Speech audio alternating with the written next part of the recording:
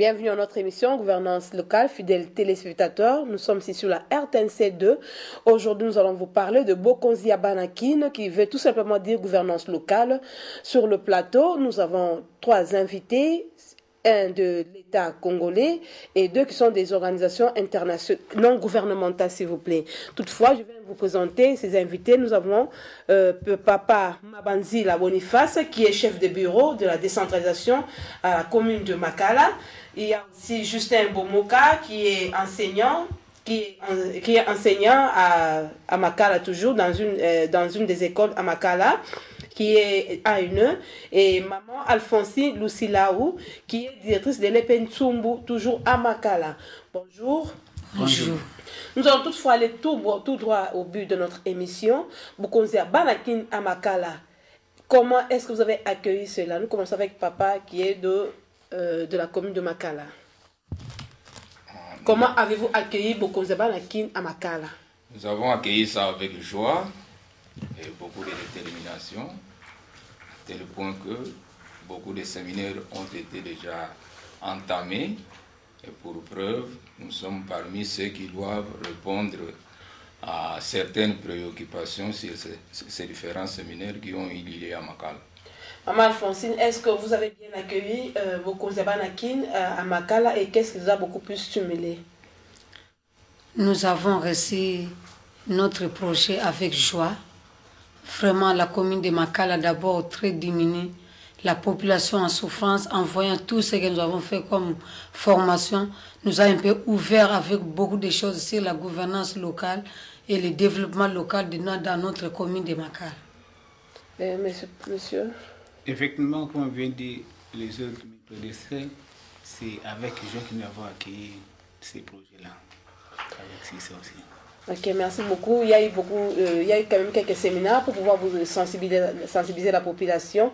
Est-ce que monsieur Mabanzila Boniface peut un peu nous décrire les différents séminaires qui sont passés à Makala?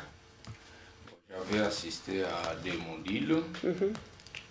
Il y a eu le module sur la plaidoyer, un autre sur le développement communautaire. Les 2 modules-là nous ont donné en matière à réflexion, dans ce sens que la population de Makala doit prendre conscience de la situation dans laquelle elle se trouve par rapport aux autres populations qui habitent la ville de Kinshasa.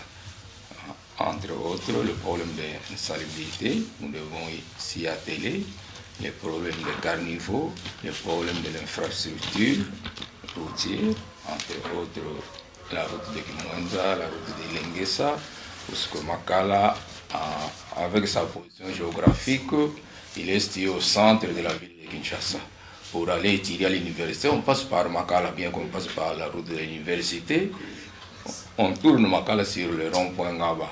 Alors, si ceux qui étudient au campus doivent avoir l'œil pour arriver à pouvoir désenclaver la commune de Makala qui, depuis sa création en 1945 jusqu'à 1968, où il a été reconnu comme commune, on se trouve encore dans des infrastructures comme si il ne se trouvait pas en pleine ville de Kinshasa. Merci beaucoup, papa. Est-ce que Makala est enclavé? Vraiment, quelles sont vraiment les grandes difficultés qu'on trouve là-bas par rapport à la scolarité, par rapport à la vie sociale, par rapport à la salubrité? Et est-ce que vous pouvez nous énumérer quelques difficultés qu'on peut trouver à Makala là-bas? Au niveau des hôpitaux, nous n'avons pas un grand hôpital de référence. Nous n'avons que des centres de santé de référence. Au niveau d'école, à part l'Institut supérieur technique médical qui est privé, nous n'avons pas de grandes écoles où les enfants de Makala doivent s'épanouir comme les autres enfants qui se trouvent dans d'autres communes. Bon, au niveau du marché, nous n'avons même pas un seul marché construit. Nos mamans vendent à même le sol. Or, nous avons des marchés pirates. Alors, c'est mieux que Makala se trouvant au centre de la ville de Kinshasa, qu'on arrive avec notre conscience et la conscience du gouvernant à avoir des infrastructures d'accueil comme il y en a dans d'autres communes. Merci beaucoup, papa. Maman Alphonsine, il y a quand même je pense, on vient de numéro 2 thématiques. Vous êtes dans quelle thématique et qu'est-ce que vous parlez dans votre thématique? Bon, moi, je suis du groupe thématique éducation.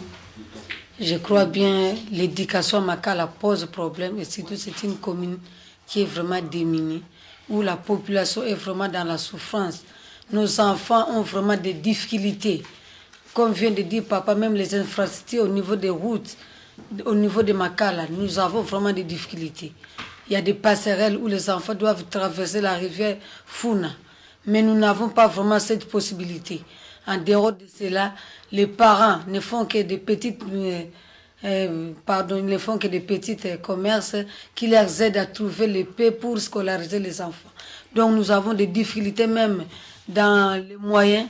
Les parents n'arrivent pas à payer les frais scolaires. Il y a trop d'insolvabilité. Au mois de septembre, vous pouvez avoir un bon nombre d'élèves, mais quand vous arrivez à la fin de l'année, au mois de juillet, vous allez voir une déperdition, soit de 2 classes, compte tenu du manque de moyens. Ensuite, nos enfants qui forment un peu l'avenir du pays sont vraiment abandonnés par les parents. Nous avons vraiment cette volonté de travailler. Les enseignants même que nous sommes, nous souffrons. Parfois, vous allez faire tout un mois, une quinzaine, vous n'avez pas de salaire. Mais nous supportons parce que c'est l'amour du travail et nous voulons aussi que cette commune soit vraiment parmi les communes pilotes de notre ville de Kinshasa. Nous demandons aussi au gouverneur de cette commune, de notre ville de Kinshasa, puisse aussi tenir compte de ces facteurs éducatifs. Et nous remercions d'abord le président Joseph Kabila pour son œuvre grandiose de la construction des écoles pour notre pays, que nous puissions avancer. Nous avons l'exemple de l'EP8 Makala qui est vraiment construit en matériaux durables, mais il n'y a pas une protection, il n'y a pas de clôture. Vraiment, c'est une bonne construction, mais qui pose problème. Il y a l'insécurité totale. Par rapport au coût de vie, beaucoup d'enfants ne sont pas scolarisés. Par rapport à notre projet de Bokonzi Banakin, est-ce que vous avez quand même pu aussi relever ces points-là pour quand même permettre à ce projet de vous aider à pouvoir aller de l'avant? Oui, ce projet nous a aussi donné un peu beaucoup de possibilités, comment nous pouvons gérer nos écoles et qu'est-ce que nous pouvons faire au niveau de la société dans nos réunions, surtout avec les parents, les sensibiliser davantage pour avancer cette facteur de thématique d'éducation qui est vraiment la base du pays auquel nous formons des cadres. Mais si ces cadres ne vivent pas dans de bonnes conditions, ça nous fait vraiment très mal.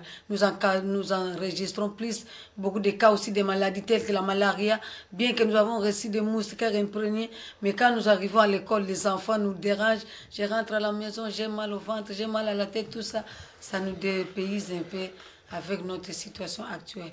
Nous voulons vraiment que le président de la République qui a eu cette marche aille de l'avant, que cette continuité aussi de l'éducation. Il nous a remis des manuels scolaires, il nous a remis aussi des dictionnaires pour aider cette population qui est en train de souffrir. En dehors de cela, je demande encore à notre président de la République de nous fournir aussi des ordinateurs portables dans les bureaux. Ceci va nous faciliter aussi dans des travaux qui peuvent aller surtout dans les rapports de fin d'année, les rapports de la rentrée. Ça va vraiment motiver la commune de Makala. En dehors de ça, j'ajoute encore au chef d'établissement et à l'EPSP qui nous gère de tenir aussi à cette commune parce que c'est l'une des communes pilotes qu'on a enregistrées pour notre projet Bokonzi Banakin. Merci beaucoup, maman Alphonsine. Je rappelle que nous sommes en train de parler du projet Bokonzi Banakin qui veut tout simplement dire gouvernance locale, qui est soutenu par l'Union européenne et la nouvelle société civile qui travaillent ensemble pour pouvoir relever les 2 communes de Makala et Selembao. Papa, vous êtes là avec nous. Nous voulons un peu savoir vous êtes dans quelle thématique et qu'est-ce que vous êtes à quel niveau dans votre travail? Bien sûr, nous sommes dans les thématiques des plaidoyers et lobbying. Les plaidoyers, c'est une prise de parole pour attirer une communauté sur une question bien déterminée, importante et orientée de décider vers une solution. Ce qu'il faut savoir, c'est quoi? Il faut savoir que les plaidoyers, ce n'est pas une confrontation c'est bientôt une collaboration. Il faut se collaborer. Pourquoi les plaidoyers? Les sociétés civiles devraient se concerter sur l'état misérable des populations urbaines et rurales. Alors, à ce moment-là, il y a l'éclosion d'une véritable conscience structurée et engagée et méthodique, c'est les acteurs sociaux. Alors, pour qu'il y ait un bon plaidoyer, d'ailleurs, on a des cycles de plaidoyer. Il y a aussi des approches de plaidoyer. Déjà, dans des approches, on a les plaidoyers pour des personnes, et puis les plaidoyers avec des personnes avisées, et puis les plaidoyers avec des personnes concernées et touchées par les problèmes. Et là, c'est les meilleurs plaidoyers. Il faut qu'il y ait des personnes touchées de ces problèmes-là. À ce moment-là, on peut avoir un bon plaidoyer. Au niveau de votre thématique, qu'est-ce que vous avez déjà fait concrètement? Quand vous vous réunissez, qu'est-ce que vous avez déjà fait concrètement? Non, quand on s'est réunis, nous attendons que pour que les gens viennent dans notre thématique. Ouais. C'est les dernières thématiques quand on attend les rapports des autres thématiques. Et quels sont les rapports que vous avez déjà reçus? Jusque-là, on n'a pas encore s'est réunis. On attendait que quand on devait travailler les autres groupes, puis on va se réunir ensemble pour qu'on puisse faire un plaidoyer. Papa, vous êtes sans savoir que, sans ignorer que à Makala, il y a des Koulouna, il y a des enfants de la rue, il y a des cas de vol à main armée, il y a moins des enfants qui sont scolarisés. Par rapport à tous ces rapports-là, vous, qu'est-ce que vous en pensez en tant que thématique de plaidoyer? Oui, en tant que thématique de plaidoyer, nous savons qu'à Makala, toutes ces histoires-là, on a les problèmes de Koulouna, on a les problèmes des enfants de la rue, mais on va faire le nécessaire pour que nous puissions insérer ça dans nos programmes et présenter ça au niveau des gouvernants. Ok, vous êtes, merci beaucoup. Vous êtes Papa Mabanzila Boniface, vous êtes chef de bureau de la décentralisation. Vous pouvez nous expliquer dans votre bureau qu'est-ce que vous faites concrètement? Nous avons 3 missions. On nous a envoyé dans le bureau pour appuyer le bourgmestre avec tous les services techniques de la commune. On nous a envoyé aussi pour les accompagner, pour prendre les rapports et les envoyer, les rapports administratifs et les envoyer à l'échelon national. Et ensuite, nous sommes là pour renforcer la décentralisation et la bonne gouvernance. La commune de Makala est vraiment dans un état vraiment enclavé, il y a vraiment l'insalubrité totale. Et votre commune perçoit quand même des taxes qui sont sur place là-bas. Est-ce que vous avez déjà pensé à ce problème-là de salubrité? Est-ce que vous avez pensé à ce problème-là de curer les caniveaux pour que les enfants qui vont à l'école ne puissent pas tomber dedans, ne puissent éviter les maladies? Je pense que oui. Le bourgmestre et son équipe y pensent.